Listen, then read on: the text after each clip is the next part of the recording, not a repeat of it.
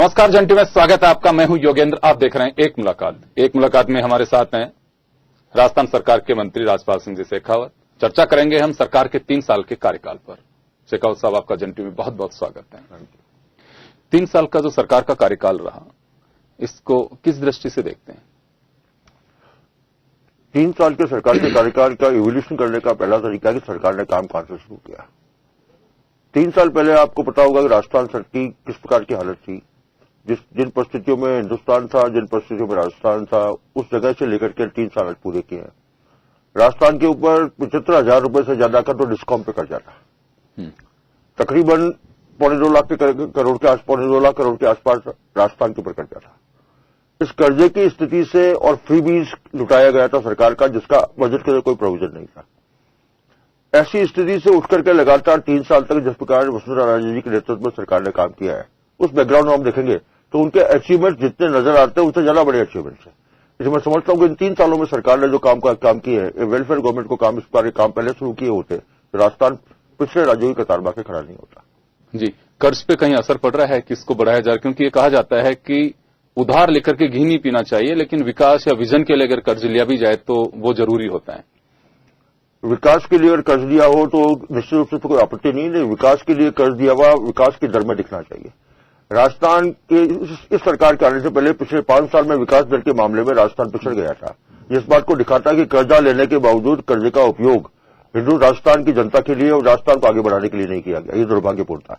गए 3 साल के अंदर कर्जा लेने में कमी आई है। इसके बावजूद के 60,000 करोड़ रुपए से ज्यादा डिस्कॉम का कर्जा सरकार ने अपने माथे ले लिया है। लेकिन जितना भी पैसा सरकार पर कर्जे के रूप में ले रही है, उसका प्रोडक्टिव इस्तेमाल कर रहा है। उसके किसी कारण राजस्थान की इकोनॉमिक ग्रोथ की रफ्तार में इजाफा हुआ है।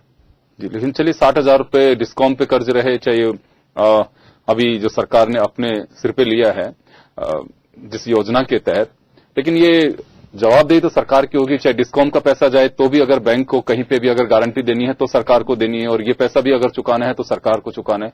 ये माना जा सकता है कि 60,000 का जो कर्ज है आगे नहीं बढ़ेगा और इसमें डाउन जाएगा। हमने 60,000 रुपये कर्जा 80,000 रुपये कर्जे के हिस्से के रूप में लिया है।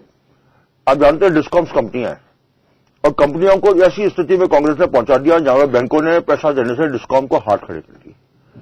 जब सब्सिडाइज रेट की बिजली दे रहे हैं और तो डिस्कॉम को निश्चित रूप से कुछ पैसा वापस बैंकों से लेना पड़ता है। जब बैंकों ने हाथ खड़े कर दिए तो सरकार बीच में आई और सरकार ने कहा कि ये कर्जा सरकार अपने माथे लेगी।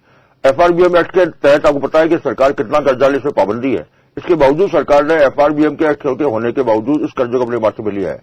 उसका एक फायदा यह होगा कि सरकार पर लिया हुआ कर्जा थोड़ा सॉफ्ट लॉन है, इसलिए कर्जे के एवज में जो इंटरेस्ट दिया जाता है वो इंटरेस्ट में थोड़ी कमी आएगी। लेकिन मोटे तौर पर सरकार के ऊपर कर्जे का सीधे तौर पर भार बढ़ गया है। इसका एकमात्र कारण डिस्कॉम का एब्सोल्यूट टर्म्स के अंदर गए 5 सालों में गई सरकार में एब्सोल्यूट मिसमैनेजमेंट इसका कारण रहा है। जी, अगर कोई सरकार अनाउंसमेंट करती फ्री की योजनाओं की या जनहित की, जिसको कहा जाता है कि फ्लैगशिप योजना है हमारी और जनहित के लिए हम ये काम कर रहे हैं, अपोजिशन में जब भी कोई होता है तो उसे खैरात बताई जाती है, रेवड़ी बताई जाती है। जैसे आपने कहा कि बिना बजट का अनाउंसमेंट होता है, तो जो फ्री स्कीम्स होती हैं उनके लिए बजट का एस्टिमेट कैसे बनेगा? फ्लैगशिप योजनाओं के बीच में फ्री बीज के बीच में अंतर है। फ्री बीज का मतलब है वोटों के लिए चीजों को लुटाना, और फ्लैगशिप योजनाओं का मतलब है जैसे अंत्योदय योजना। जब भारत के राजस्थान में पहली बार भारतीय जनता पार्टी की सरकार बनी तो हम एक अंत्योदय योजना लेके आए। वो फ्लैगशिप योजना थी, वो फ्री बीज की योजना नहीं थी। लेकिन मैं कंबल बांट दूंगा, मैं चावल बांट दूंगा, चावल सस्ता कर दूंगा, गेहूं सस्ता कर दूंगा अगर मैं सरकार में रहा तो, इसे फ्री बीज कहते हैं। इसका डेवलपमेंट से कुछ सीधा संबंध नहीं है। आज इस फ्लैगशिप योजनाओं की बात करें, जब मुख्यमंत्री जल स्वावलंबन अभियान है, ये फ्लैगशिप है हमारा। भामाशाह फ्लैगशिप है हमारा। ये फ्री बीज नहीं है। फ्लैगशिप योजना का होना कोई आपत्ति नहीं है। किसी ने कोई फ्लैगशिप योजनाएं बनाई, योजनाओं पर अपना सरकार ने ध्यान दिया, योजनाओं को आगे बढ़ाया, वो वेलफेयर गवर्नमेंट के लिए कि काम जरूरी है। लेकिन मतदाता हो चाहे कंज्यूमर हो, क्या उसकी वास्तव में आदत में शुमार होना चाहिए कि जिस प्रोडक्ट को या जिस चीज को आप कंज्यूम कर रहे हो उसका रिटर्न पैसा देना चाहिए आपको? क्या यह आदत में होना चाहिए? क्योंकि पॉलिटिकल पार्टीज शुरू से एक ढर्रा हमारे यहाँ वर्षों से चला आ रहा है। बहुत सारी चेंजेस हुए हैं हालांकि, कि फ्री बिजली दे दी, फ्री पानी दिया, फ्री और चीजें देते चले गए। तो क्या वास्तव में इस पर लगाम लगना चाहिए, या फिर जो हेल्थ से जुड़ी स्कीम्स हैं, फ्री दवा हुआ, निःशुल्क जांच हुई, ये डिफरेंट लेवल पे है? एक तो है सर्विसेज के अंदर सेवाएं लेने के बावजूद सेवाओं को फ्री में लेने की आदत का होना, और एक है बिल्कुल डाउन टू आदमी, समाज का वो पिछड़ा हुआ तबका, जहां तक अगर आपने चीजें नहीं पहुंचाई तो वो उसको तकलीफ होगी, उसकी तकलीफ को दूर करना। जहां तक फ्री बीज का ताल्लुक आता है, दुनिया में कोई चीज फ्री नहीं है। उसका पेमेंट किसी न किसी को करना है।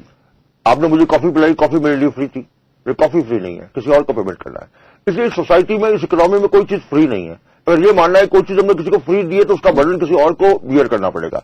वेलफेयर स्कीम्स के अंदर केवल वो आदमी जो बीपीएल के नीचे है या जिसको सचमुच तकलीफ है, उस तकलीफ को दूर करने के लिए सरकार के इंटरवेंशन के रूप में कोई चीज दी जा रही है तो उसे फ्री नहीं कहा जा सकता।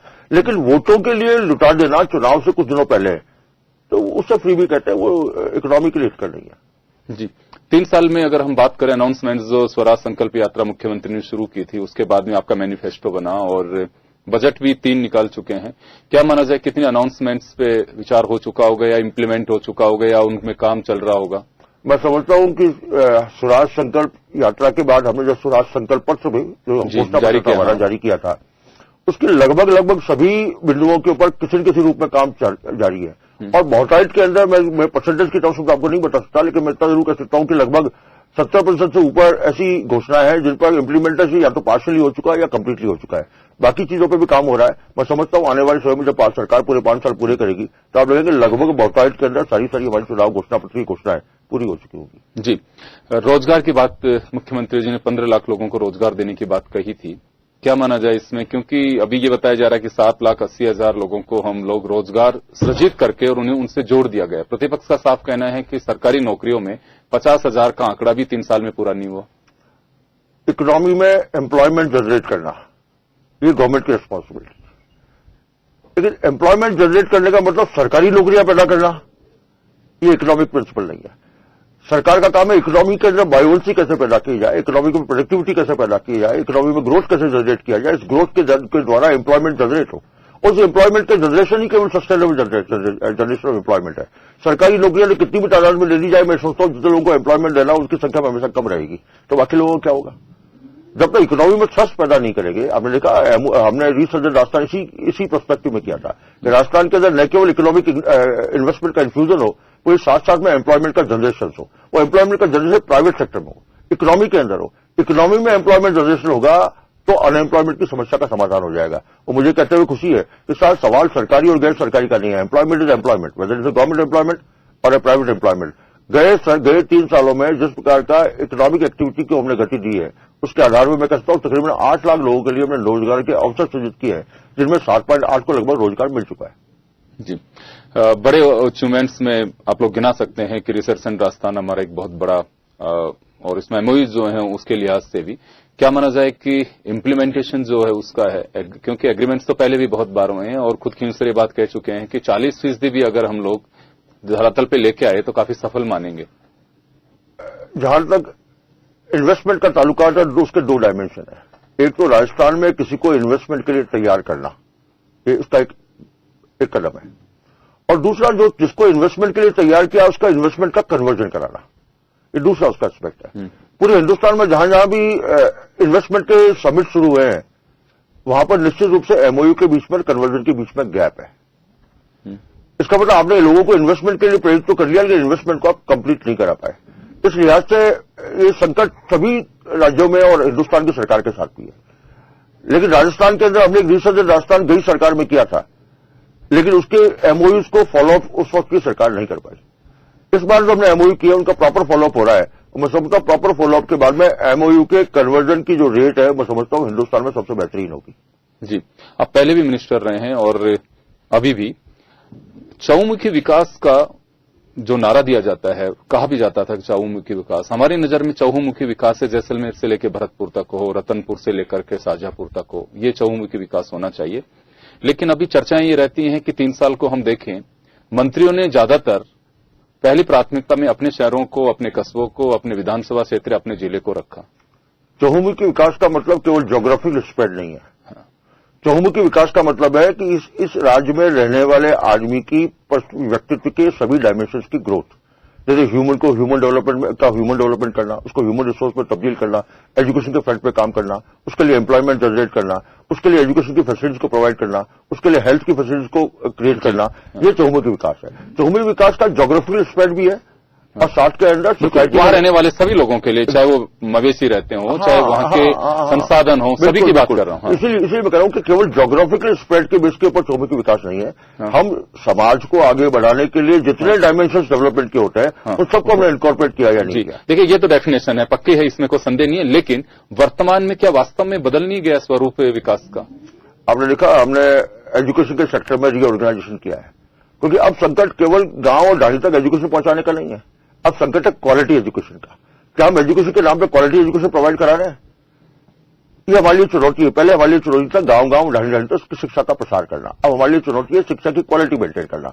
मैं समझता हूं उसमें जो रीऑर्गेनाइजेशन किया है चौमुखी विकास का हिस्सा है। इसलिए आप देख रहे हैं मुख्यमंत्री जल स्वावलंबन अभियान, वो राजस्थान के पूरे स्प्रेड के अंदर है। राजस्थान की बेसिक पानी की प्रॉब्लम को कम्बेट किस प्रकार से किया जा सकता है, इसका सस्टेनेबल और लॉन्ग टर्म सॉल्यूशन कैसे पैदा किया जा सकता है, इसकी चिंता करते हुए जो काम किया गया, ये मैं सोचता हूं एक डायमेंशन है डेवलपमेंट का, जो चौमुखी विकास का हिस्सेदार है। रिसर्जन राजस्थान के तहत राजस्थान के लोगों को एम्प्लॉयमेंट के लिए एम्प्लॉयमेंट जनरेट करना और राजस्थान के अंदर एम्प्लॉयबिलिटी इकोनॉमी में जनरेट कैसे हो, इसकी चिंता करना, मैं सोचता हूं चौमुखी विकास का हिस्सा है। इसी प्रकार से आप देखेंगे कि कई डायमेंशन पर सरकार लगातार एक साथ काम कर रही है। उनके आधारों में कह सकता हूं कि राजस्थान में पहली बार इंटीग्रेटेड डेवलपमेंट के फैशन में काम करना शुरू किया, इसी का नाम चौमुखी विकास है। जी, दूसरे अगर हम बात करें 3 साल के जो आपने जल स्वावलंबन की बात कही है, 2 चरण दूसरा शुरू हो चुका है, पहले को मेरे ख्याल में ऑलमोस्ट फाइनल सा है, जिसका भी हाथ में जो चीजें ली गई थी। क्या माना जाए इसको कि वास्तव में एक सफल अभियान कहा जा सकता है? क्योंकि इस पे सवाल इस मायने में उठ रहे हैं कि जो ताल तलैया बावड़ी या जो बनाई गई थी या जिनको रिनोवेट किया गया था, उसमें पानी की आवक हुई नहीं है, जबकि बारिश काफी गिरी है। मैं समझता हूं कि मुख्यमंत्री जल स्वावलंबन अभियान केवल सरकार की योजना नहीं है, ये अभियान है। और मुझे खुशी है कि इसके प्रथम चरण में हमने देखा कि समाज के लगभग हर तबके ने उसमें अपना इन्वॉल्वमेंट किया, अपने सहयोग दिया, अपनी सहभागिता की है। और आपकी जानकारी के बारे में मुझे नहीं पता, मेरी जानकारी के आधारों में कहता हूं जितने भी वाटर बॉडीज को हमने प्रथम चरण में पैदा किया है, लगभग सभी वाटर बॉडीज के अंदर पानी है, लेकिन पानी है। पर जिन इलाके के अंदर वाटर बॉडीज का निर्माण किया गया वहां वाटर टेबल इंप्रूव कर गया। जो इलाके डार्क जोन में थे वो डार्क जोन से बाहर आए हैं। और इसका राजस्थान में ही नहीं, पूरे हिंदुस्तान में इसकी चर्चा हुई है। और हिंदुस्तान से बाहर ब्रिक्स के कुछ दिनों पहले ब्रिक्स देशों के लोग यहाँ पर प्रतिनिधि आए थे, नाइजीरिया के लोगों ने, साउथ अफ्रीका के लोगों ने इसकी बहुत चर्चा की और साथ में कहा कि इस प्रकार का अभियान वो अपने देश में भी शुरू करेंगे। इसलिए मैं समझता हूँ ये एक अभियान अगर लगातार 4-5 साल तक चलता रहा तो जयपुर राजस्थान की जो सबसे बड़ी समस्या है पानी, उस पानी का सस्टेनेबल सॉल्यूशन अगर कहीं निकल सकता है तो मैं समझता हूँ मुख्यमंत्री जल स्वावलंबन अभियान के तहत कर सकता है। जी, प्रतिपक्ष लगातार आरोप लगा रहा है इसी अभियान को लेकर के कि सरकार का एक बहुत बड़ा स्कैम होगा ये। जिन्होंने पूरी जिंदगी स्कैम में जी है उनके होता उन्हें हर चीज में स्कैम नजर आता है। मैं समझता हूं जनता की वेलफेयर के लिए और राजस्थान की प्रमुख समस्या को कॉम्बैट करने के लिए इससे अच्छा अभियान, इससे अच्छी योजना राजस्थान के अंदर कभी बनी नहीं। चलो, तो एक मुलाकात में वक्त हो चला एक छोटे से ब्रेक का। ब्रेक के बाद हम वापस लौटेंगे और चर्चा कर रहे हैं राजस्थान सरकार के 3 साल पर।